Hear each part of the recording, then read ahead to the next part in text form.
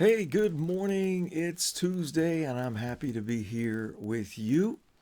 Hope you're doing well as we get into another day and this holiday week that we've got here in the U.S. Yeah, it's going to be interesting. I am celebrating the fact that we're having a heat wave today. Yes, we are. The temperatures are predicted to get up into the 60s, the low 60s, maybe 60 or 61 or 2, but I got short sleeves on because that's my thing. If it gets into the 60s, I'm going to celebrate. So, hey, what can I say? We all have our quirks, right? But it's great to be here with you, and I thank you for taking some time out of your busy schedule to hang out with me for a few minutes. Let me just say good morning to this amazing breakfast club. So we got Donna and Ted and Jackie. Ernest, welcome. I don't think I've seen your name here yet, so welcome in. Ted, there in Germany. Jane, and I think I already said you guys, right? Joanne, Linda, Shalom. Let's see, Allison. Great to have you guys along. Thank you so very much. All right, so yeah, we are continuing our kind of slow journey, our slow walk through the prodigal son story. And, just really been examining what happened through the young man's choice.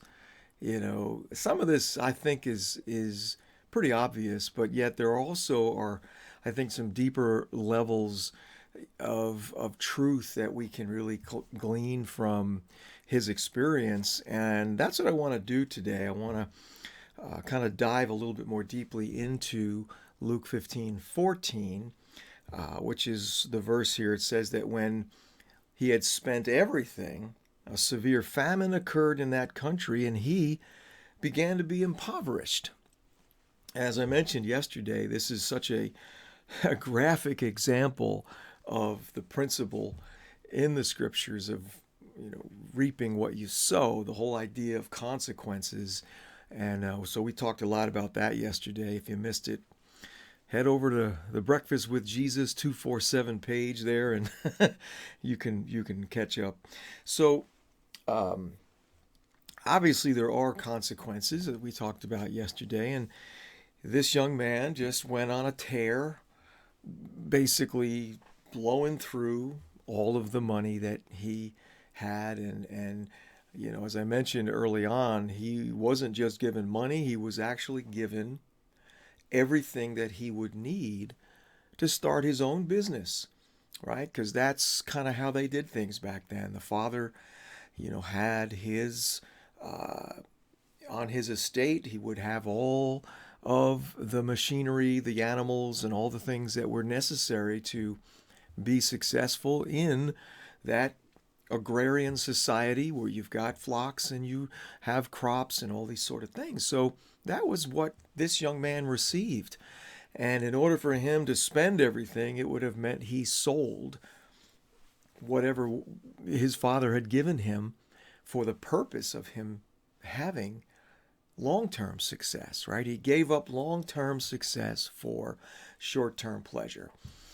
And unfortunately, that's a huge, huge issue that we all have as humans. We just simply want our desires and needs and wants met now, and we'll worry about tomorrow someday, and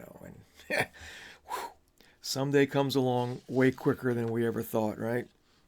So when it says here that, it says he spent everything, and it really literally means that he wasted it, he squandered it, he basically used it all for his own selfish pleasures, as we're saying.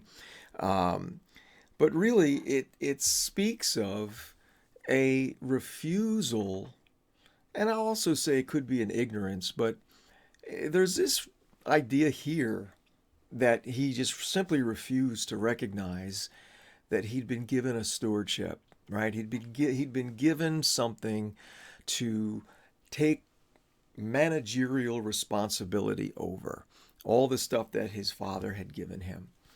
And one of the things that I think we've got to recognize is that in telling us this story, while maybe we didn't do exactly what this young man has done, the truth is that our Heavenly Father has given to us everything we need to be successful. And I talk about this quite often because it's such a powerful truth that we need to understand.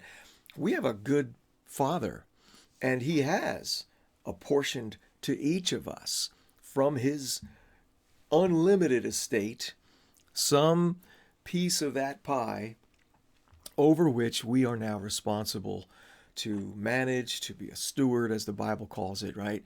And, this young man just refused to do that. And of course, that's where the consequence came in. There's an interesting verse in James' letter, chapter 4, verse 3. He writes, "You ask and do not receive because you ask with wrong motives so that you may spend it on your pleasures." And that kind of sums it up, right? When we're not functioning in a wise way, right, to manage the resources that we've been given, that's usually why, right? So when we look at this idea of stewardship, managing, being able to be wise and mature in that, right? Jesus talks a lot about this, in other parts of the Gospels, one of which is in Luke 14, which we've already covered in our journey here. But he says, which one of you, starts in verse 28, which one of you, when he wants to build a tower, does not first sit down and calculate the cost to see if he has enough to complete it? Otherwise, when he's laid a foundation and is not able to finish, all who observe it begin to ridicule him, saying, "Oh, this man began to build and was not able to finish." Or what king, when he sets out to meet another king in battle, will not first sit down and consider whether he is strong enough with 10,000 men to counter the one coming against him with 20,000? Or else, while the other is still far away, he sends a delegation and asks for terms of peace. So then, none of you can be my disciple who does not give up all his own possessions. Now, we talked about this when we were, going over this particular passage, and the idea here is Jesus is not saying, all right, sell everything and go live in a cardboard box. All right, let's be clear, okay? He's not advocating for extreme poverty as a measure of our spirituality. Unfortunately, a lot of folks, have kind of bought into that idea, and okay, I'm not going to argue with you, but that's not what he's talking about here.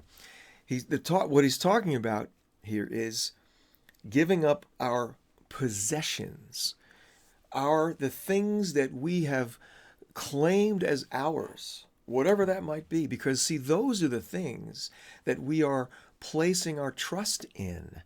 That's what's in view here, right? What is it are you putting your trust in, and are you willing to give up ownership of that? Say, okay, I'm going to give up trusting in my 401k, my IRA, my job, whatever thing, my investments, whatever, the money in the bank, you name it. Whatever those things are that you would make us feel like, oh, okay, I'm good now, I have enough, right? Can we give up that, in other words, and say, Lord, okay, I believe that all of this, that I have is really yours, but you've given it to me to manage, which means if it's yours, you can tell me how to manage it and what to do, what kind of investments, and what, in other words, what do I do with this stuff, right? That's what Jesus here is talking about. And he goes on to kind of expand on this idea in Luke 16, which we haven't gotten to yet, but we'll touch on it really quickly here. Starting in verse 10, Jesus says, "He who is faithful in a very little thing is faithful also in much, and he who is unrighteous in a very little thing is unrighteous also in much. Therefore, if you've not been faithful in the use of unrighteous wealth, who will entrust the true riches to you? And if you've not been faithful in the use of that which is another's, who will give you that which is your own? No servant can serve two masters, for either he will hate the one and love the other, or else he will be devoted to one and despise the other. You cannot serve God and mammon or wealth, and that's a whole other topic that we will get into. But again, what's he talking about? He's talking about the difference between having a stewardship mindset, a managerial mentality, versus simply, well, this is mine, I can do whatever I want with it, right? That self-centered kind of approach where, yeah, hey, oh, look at that shiny thing. And the problem, of course, is that for many folks, it's now an issue of, well, I don't have the money for it, but I have a credit card, right?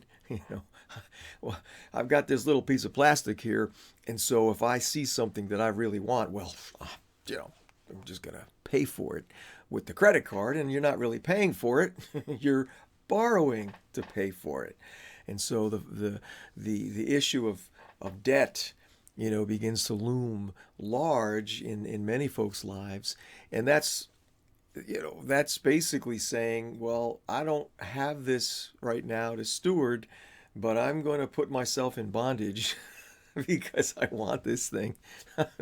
And look, I'm not saying that there aren't times when financing, or leasing or whatever, is not appropriate. It can be.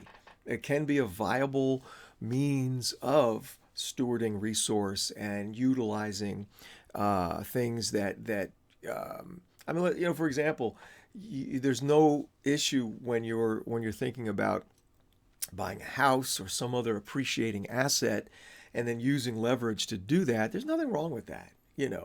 It gets a little more dicey like when you're doing a car, because the moment you roll off the parking lot, that thing drops in $3,000 to $5,000 immediately, just simply because you drove it off the parking lot of the dealership.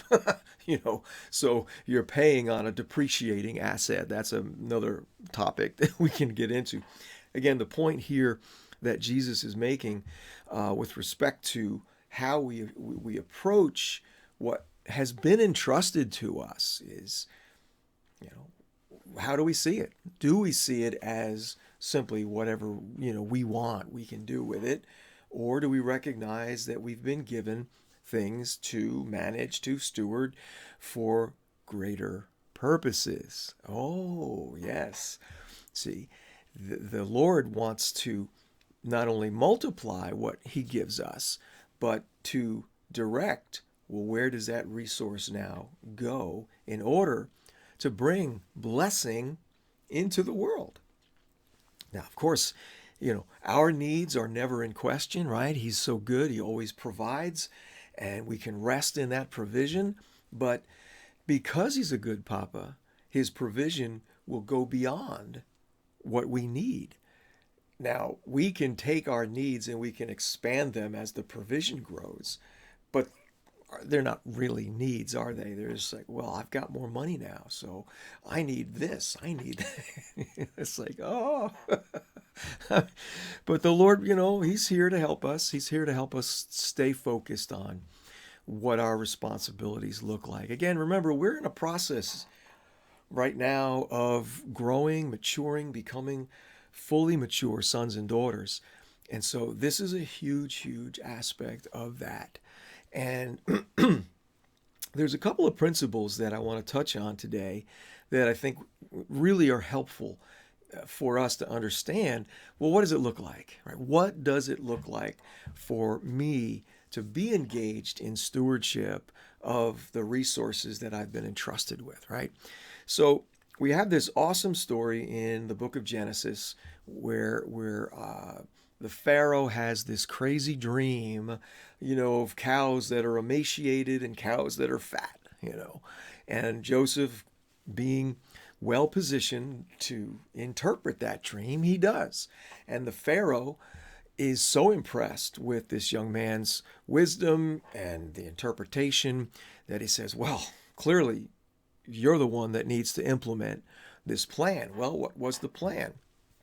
We see that in Genesis 41, 35, and 36. Joseph says, let them gather, talking about the people of Egypt, let them gather all the food of these good years that are coming and store up the grain for food in the cities under Pharaoh's authority, and let them guard it. Let the food become as a reserve for the land for the 7 years of famine, which will occur in the land of Egypt, so that the land will not perish during the famine. Okay, it's interesting because this young man, in the prodigal story, ends up in a famine. Okay, so here we see what would otherwise, I guess what we could really call a storehouse principle, where God brings this wisdom into Egypt, right, to provide for the lean years that were coming. And so having this storehouse taking resources, a portion of the abundance that was happening over that first 7 years and putting it in a place of storing it so that it could be available is just huge, right? And Proverbs 13:22 talks about that, says that a good man leaves an inheritance for his children's children, and the wealth of the sinner is stored up for the righteous.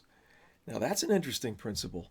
But the first half of that proverb really talks about, having a stewardship over resources that is generational.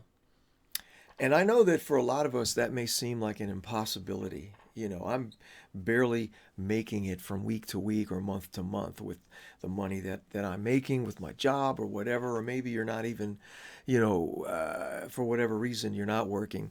The point that the Lord wants us to understand here, first of all, we've got to begin to agree with what he's promised us with respect to provision. Again, that is not even on the table here. He's always going to provide for his children. We've got to agree with that and believe that, but that's the the bottom line, so to speak. So where do you go from there? Well, that's where he has to lead you. That's where you have to ask him, well, how do you want me to steward the stuff that's coming in? Where do I put that? And it could be a savings account. It could be in investments. I don't know. I mean, I'm not your financial advisor. Okay. I'm just not.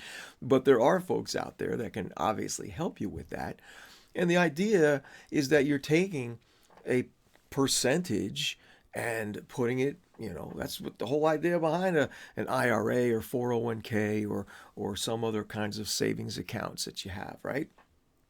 And so I think that having that mindset is what positions us to receive the wealth that the Lord wants to transfer. I mean, we have heard so many prophecies and teachings on this idea of the wealth of the wicked stored up for the righteous and all of that, right? And I believe it. I've declared that and prayed it for years and years. But what I've discovered is that I believe the Lord will not entrust that to us until we have worked out, well, what am I going to do with it? How am I going to manage it? See, because he doesn't want it wasted. He doesn't want us to turn into a prodigal child that just says, whoa, look at all this money now. Boy, I'm going to go have fun. Listen, I mentioned the other day how, many of the past lottery winners are now just as poor as they were before they won the prize, right? And so the Lord is looking for us to grow and mature, become good stewards of where we are, right? Jesus talked about that. If we're faithful in the little, then Father says, good, now I can give you more. So that's a huge thing.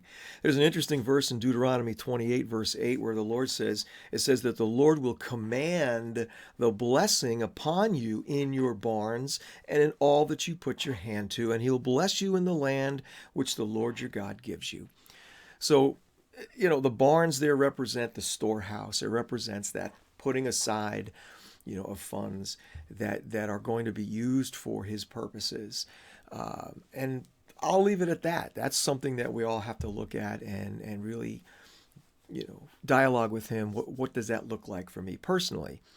Then you've got this other principle here that we see in Proverbs 11, 24 and 25. It says, there is one who scatters and yet increases all the more. And there is one who withholds what is justly due, and yet it results only in want. The generous man will be prosperous, and he who waters will himself be watered. So there is this generosity principle that's also in effect where, Lord, what do you want me to do with these resources? He's a very generous Father, as we know, and so we get to cooperate and participate in his generosity with the things that he's given to us to steward, right? Proverbs 22:9, he who is generous will be blessed, for he gives some of his food to the poor, right? Luke 6:38, Jesus says, give and it will be given to you. They will pour into your lap a good measure, pressed down, shaken together, and running over. For by your standard of measure, it will be measured to you in return.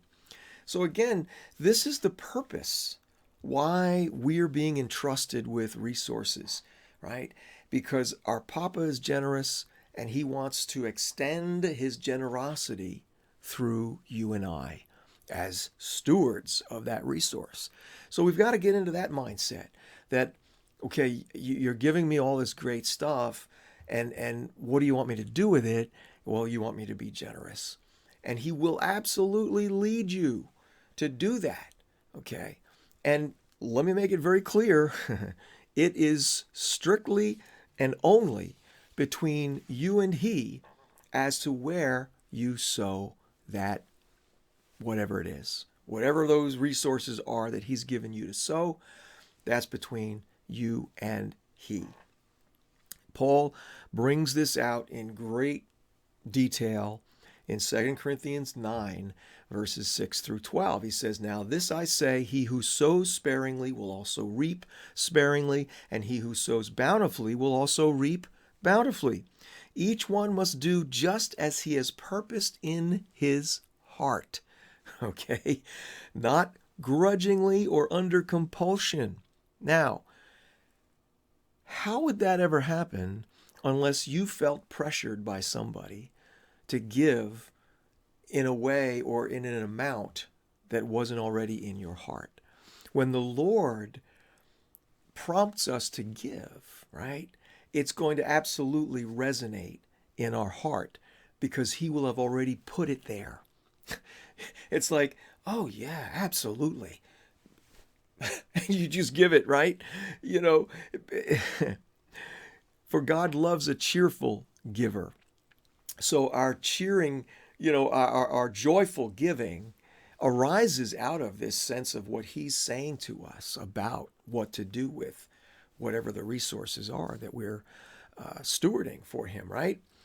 So then he goes on to say that God is able to make all grace abound to you, so that always having all sufficiency in everything, you may have an abundance for every good deed. As it is written, he scattered abroad, he gave to the poor, his righteousness endures forever. Now he who supplies seed to the sower and bread for food will supply and multiply your seed for sowing and increase the harvest of your righteousness. You will be enriched in everything for all liberality. What does that mean? That means that God wants to bless us beyond our comprehension so that we have it to give. All right? Being liberal in this context means that you are very generous, okay? which through us, Paul says, is producing thanksgiving to God, for the ministry of this service is not only fully supplying the needs of the saints, but is also overflowing through many thanksgivings to God. So he was commending the people of Corinth for what they had been giving into his ministry. And he wanted them to know, when we do that, you've just basically opened the floodgates where now Papa says, great, I see that you're faithful, you're investing in the things I've told you to and giving to those things that I have put on your heart. Now it's going to just more and more, because that's the wonderful thing that we get to do with the resources that he gives us. And, let me also just mention, as we're kind of winding down here, that, stewarding the resources is not only through giving. It's managing those resources in such a way that you are free to do what you're called to do, right? So that you have the ability to engage in whatever your creativity is. Because ultimately it's that creativity, the thing that you were made to do, to be a blessing to the world. Well, if I am stuck in a place of poverty and lack, I am going to be in survival mode, and I'm not even going to think about how I can bless the world, because it's going to be week to week and day to day and whatever. So, that's a big part of stewardship as well, is being able to have the foundation in our lives that gives us freedom. And so that again goes back to the debt issue. When we allow ourselves to get into debt, well, we become slaves to the lender, and that limits what we're able to do as well. And I lived that in my own life, just saw how I was unable to do a lot of the things I wanted to do years ago because paying off debts, just paying off debts.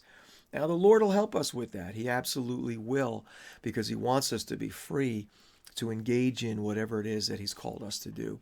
So it's a lot, and to try to cover everything in a brief, 30 minutes or so is difficult. But at least I think you've gotten enough now to start, engaging with this yourself and dialoguing with the Lord, asking him, well, show me what this means for me, how you have designed me to be a steward and a manager of your resource, and what you want me to do at this point.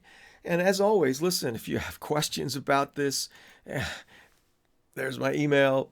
Send me a Facebook message. I would love to be able to chat with you more about this issue, or really anything that you have questions about. So there you go. All right. Let's see. Let me say good morning to the rest of y'all that came in here. Where did I leave off? Let's see. It's a beach day. Yeah, I would imagine it is. That's pretty good. Let's see. Joseph, Ralph, and Rosa, Veronica, Joanne, Scott, Norma. Good to see you guys. June, great to have you all along with me. I appreciate that. And as always, I thank you for sharing this video with your friends. I love seeing the new names pop in. And so that's cool. Hey, have an awesome day. I look forward to being back with you for one more day tomorrow. We'll be taking a break for the Thanksgiving holiday, but we'll be back tomorrow at 8:30 Eastern. So have an awesome day. I just, pray you get a chance to love on somebody and just give him that thrill of experiencing Papa's presence. And we'll see you tomorrow. All right. Thanks so much.